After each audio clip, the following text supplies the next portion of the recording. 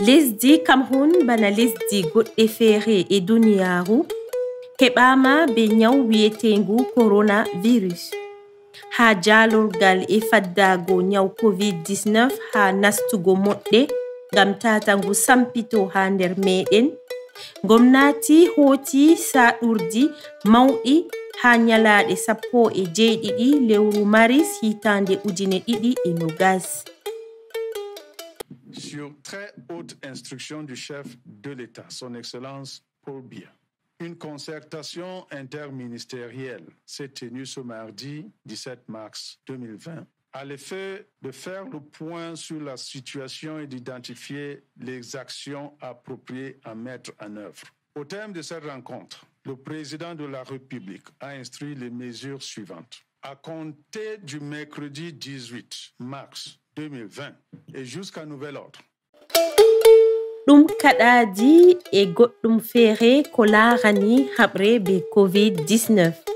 Amma himɓe ɗawtanta ko kaɗaji man ha ɗum huure no hani ba maɓɓugo kerol be lesdi kedduɗe ko laarani ko firata be ko yahata gal ndiyam lesdi Cameroun, haɗugo himɓe ta ɓura 50 ha babal, ta ɓura 50 ha bardi, restaurantji be babe pijirle, wi'ugo huwoɓe tasaji be taxi be kilando'en ta ɓe hoca himɓe jur.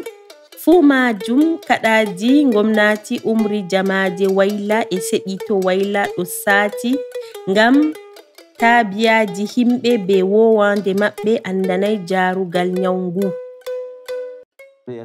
Ɗum wodi yimɓe ɓe jaɓayi nuɗɗinayi nyawu corona ɗon, amma mi tammi ɓe ɗuɗayi. To a ƴami goɗɗo ɗume woni COVID-19 be wolde maako, o andata. Noy natirta nder ko a anda? Masalan ɓe jangayi, ɓe anda nyawu corona man. Mi tammi to ɓe tindini ɓe be wolde nde ɓe musini, be tindinoje laaɓɗe, to yimɓe l'hôpital malla relais communautaire en pamtina ɓe be photoji e tindina ɓe nafuda dabareji faddago nyawu corona. Mi tammini ɓe poti jalago nyawu man.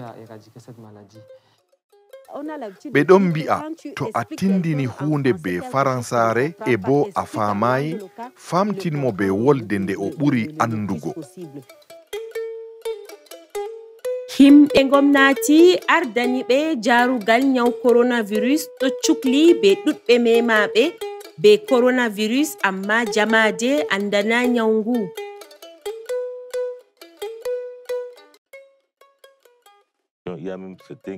Woɗɓe feere jaɓayi nyawu ngu ɗon, woɗɓe bo ɗon mbi'a ɗum nyawu nasara en, woɗɓe bo tammi ngu wala sam, ɗum janyani ɓe lural caka maɓɓe.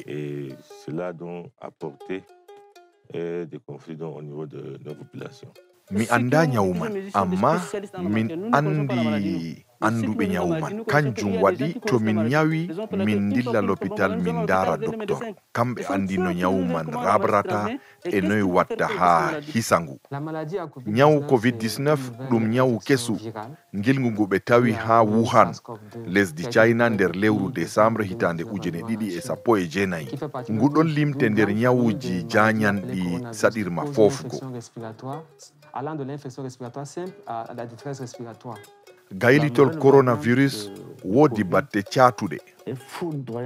To on mati cukku jahon l'hôpital, nden jemma kam sey dillugo, sey yimɓe naada ɗum nder hakkilo ngam hisna yonki maɓɓe. D'essoufflement, d'étouffement, c'est en ce moment que vous sentez que vous êtes malade, vous partez à l'hôpital. Dans la nuit, vous partez. Donc, les gens doivent intégrer ça pour pouvoir sauver leur vie. Vu qu'on ne connaissait pas encore ce que c'est la maladie. Fuɗɗam kam yimɓe ɗon pamri, ɗon no hoyi dow dabareji paddoji nyawu man. Nde ɗum juuti, ɓe mbowri be nyawu e bo wala torra, bana no ɓe tammi, ɓe joofi ɓalli.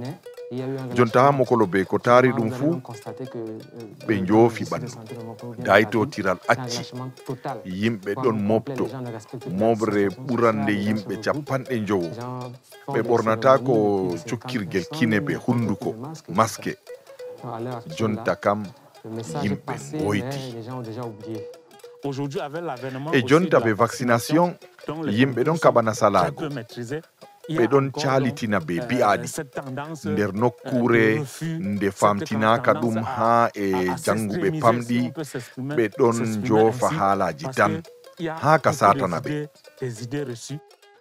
Dans un environnement où on n'a pas pris aussi suffisamment le temps d'informer les gens les uns et les autres à travers les différents créneaux de communication pour qu'il y ait une forme de compréhension commune dans un espace où les gens ne sont pas assez scolarisés et tout le reste. Donc, face à la moindre rumeur, face à des idées qui sont jetées comme ça, il y a beaucoup de risques, parmi lesquels donc, ces risques de radicalisation qui peuvent déboucher donc sur l'extrémisme violent. Woodi himɓe feere ha nder jamaje jaɓay nyawman ɗon. Woɗɓe feere hollini wala kubaruji labɗi dow nyawman. Pas facile pour nous d'avoir les informations. O yanayi min heɓgo kubaruji dow ko larani coronavirus. To on jehi l'hôpital ɓe ɗon ƴama ɗereji iftuɗi diga Yaoundé. ɗum o yaayi heɓgoɗi. Sey anda heɓgo kubaru laɓɗo kam woodi no tokkorto. Ministére njamu waddata goonga. Ha ko taari en bo ɗum district njamu be l'hôpital ji ɗaɓɓita e laaɓka woni ni haani.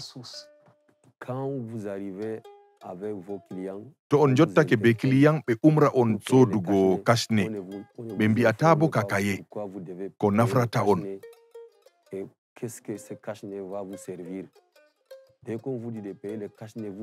To ɓe njaɓi hunde ha mon ɓe mbi'a dillon. No hani kam ɓe andina on fodde waɗo kuje man ɓe mbi'a ɗum dow nyawu kaza. ɗalgo min banniɗo ɗon mettinanmi ɓernde. Sey ɓado yimɓe ngam tindina batte nyawu be torra maagu. Famtina ɓe bo sarɗuji ɗiɓe ko'i ɗi ɗi bangayi mere. E bo ɗum jamu maɓɓe umriɗi ndikka jabgo dow salago.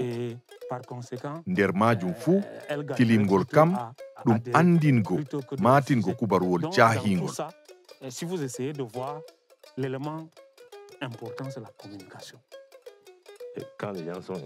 To yimɓe keɓi andinki dabare ɗon, amma to yimɓe andinaka dabare woda. Andingo kam ɗum laawol mangol. Fijiroɓe hakkiloji yimɓe dow weeyo internet acca min jam be jam. To ɓe ngala kugal ɓe ngara ɓe tawta min wuro min ndemda.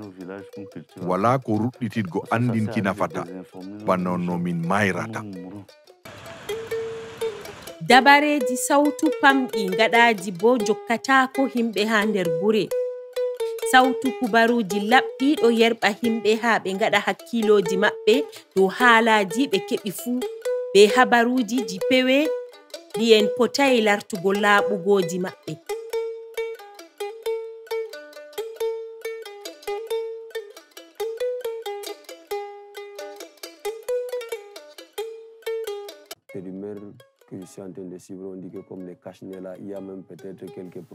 Bi'aɗi nananmi kashne ɗon raɓa ton raɓa leɓe.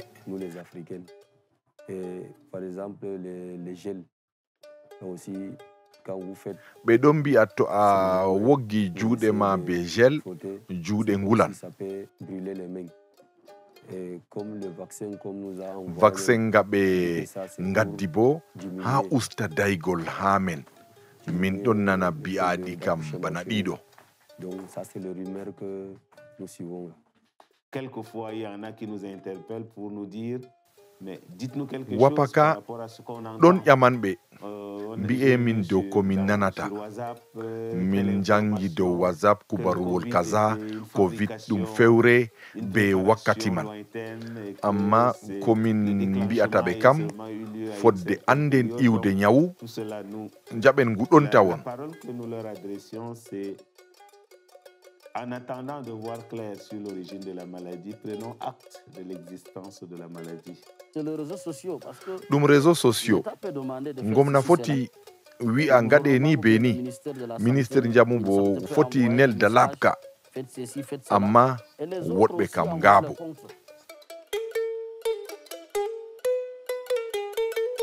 Nda saɗirmaji kaɓe gaddi garki nyaw coronavirus waddi tampere e saklere jamaje hagal ko larani dinaji tawa filuji e jonde yimɓe fuu.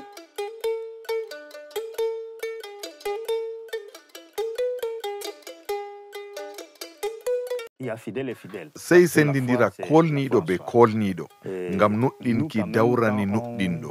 Minin kam to min matini bana no ɓe umri min ɗo e ɗon min ɗon gi'a tokkake no hani walmo andi to min cakitake. Wodi sarɗuwol malla sarɗuji ɗiɗi gaddi saɗirma hakkunde derɗiraɓe julɓe bana daytotiral meta gotel hakkunde juuloɓe yo nde ɗum kesum ɓe jaɓayi ɗum law soyde safotirgo bo famaka ɗum duuri ha masinko en paama. On a senti des chrétiens qui ont pris du temps d'abord pour comprendre. Sakko loota juuɗe be sabul be ndiyam ilojam fodde ɓe nasta ecclesia waɗago cukkirgel kine e hunduko malla usta yimɓe ha fuɗɗam kam saɗani masinko en to jabgo sarɗuji paddoji.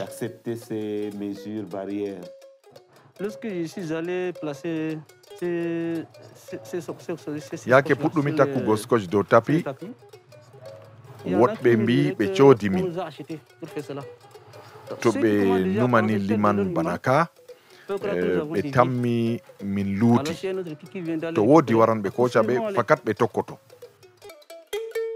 Nyawngu be kaɗaji gomnati ɗum mema sanahaji be kuuɗe jamaje.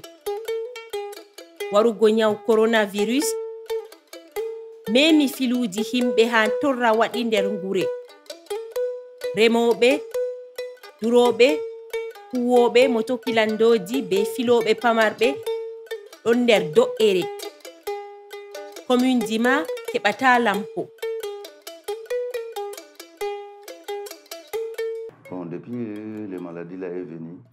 Diga coronavirus wangi kugal amin ustake waɗan capanɗe 5 dow temerre. Min ngala client e gomna bo doli sey min joɓa quittance carte grise lampo be gilet fou. Le gouvernement demande, on nous demande de payer. Le premier des choses, on nous demande de payer la quittance. On demande de payer la carte grise. On nous demande de faire quand même l'impôt libératoire et les gilets. Cette population étant donc consciente ummatore nde nde himaki jote coronavirus caka men e dow sarɗuji ɗi min koyi ɓe tinanaki joɓari gomna. Gomna hoytinani ɓe be hollugo ɓe lampo nga yeyoɓete. À l'assiette fiscale. Et le gouvernement, par la suite, a pris des mesures d'allègement, en nous indiquant, n'est-ce pas, les impôts à sursoir. To goɗɗo ummake wuro wari luumo sey o waɗo kashne rewɓe naye ɓe muñanta ɗum wopaka ɓe pasita ɓe kuuca na non mokolo wano jonta kam koko ngam nda covid-19 boko haram bo ɗon ɓilla wuro wela luumo bo wela. Les activités de mototaxi min ɓillata huwoɓe mototaxi nder berniwol marwa gomna ha walla ɓe l'État d'abord ustani ɓe reeta dow lampoɓe joɓanno dow boro sappo e ɗiɗi hitande ɓe joɓa boro jeego. devrait payer. Il payait par an 12 000. L'État a demandé qu'il paye 6 000. Si on paie pas les taxes, to ɓe joɓata hakkeji gomna kam na bana wiigo ɓe maɓɓa ministére jawdi ceede Cameroun huwoɓe gomnata maki yoɓego wodi waddoɓe bojji gam ha ɓe perwa be ribaji maɓɓe. Il y en a qui sont là dans les marchés uniquement, qui viennent dans les marchés pour, au nom de la commune, récupérer ceci, faire ceci. Là, vous allez trouver que wodi waranɓe lumo gam ha ɓe garma nder lumo woto a tawan garmoɓe no gas ha yarugo 30 ɗum yimɓe wuro andaɓe goto bo huwangal to ceede man jata. Et cette taxe-là, il va où? Cet argent recouvré va où? Bon, ça ne donne pas pour nous, les commerçants, minin sippoɓe filoɓe nder mokolo ɗum yata sam. Mi yiɗi gomna usta komin joɓata ko sali min yaaɓe ha suudu impôt ɓe mbi woodi taxe feere ɓesdi ceede min ƴami ardiɗo keso accuɓe ustago ɓe ɓesda o wi woodi taxe nga ɓe mbiyata comité de développement rural boro jeeɗiɗi ɓe reeta ɓesdi dow ko joɓoton ka fertinayi min sam.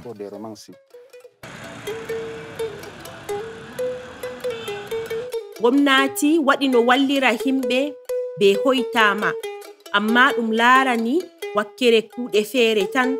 Woodi bo himɓe je ɗon no ndena ha nasta nder wallinde hoytama man bana kilando en ɗoggida be saɗirma warugo nyaw coronavirus dolugo attago paɗorgel mbiyeten masque haɗugo ɓe rondago himɓe jurdo motoji maɓɓe kilando en ɗon kabda be muyal be habtorago nder saɗirma nga.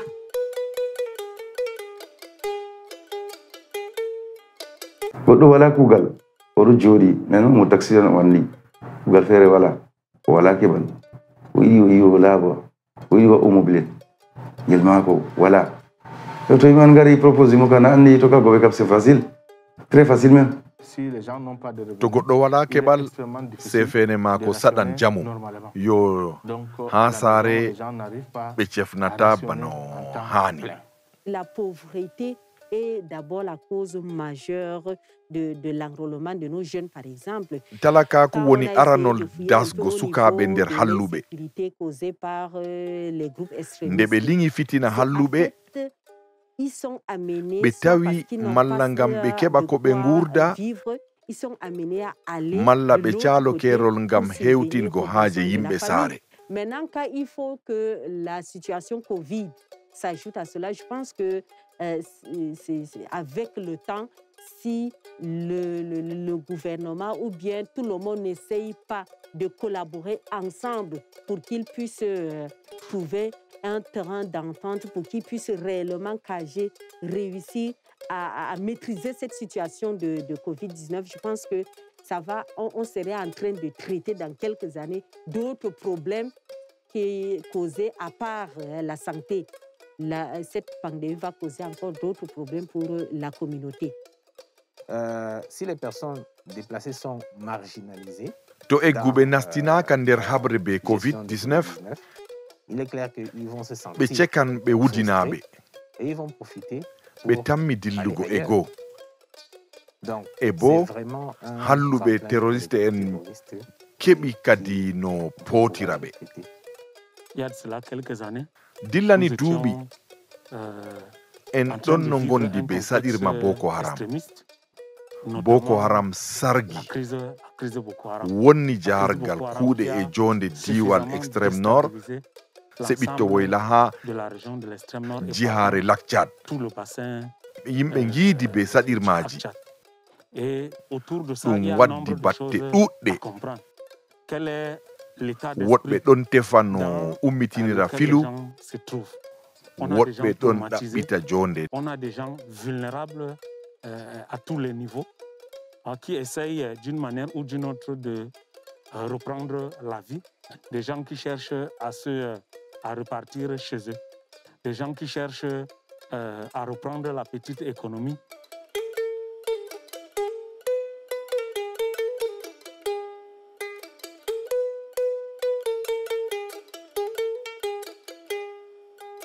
Be warugo nyaw COVID-19 ɓawo saɗirmaji be cuklende jamaje giidi ngam kawtal waɗaka ha haɓre faddago nyaw man. Soyde waɗugo hoytamaji gomnati waɗi soyde sautu matingo be keɓaji goɗɗe waddini himɓe illaji ɗuɗɗi ko e haɗata nastugo halluɓe ha ɓe turtina ɓe en tampa sembe en.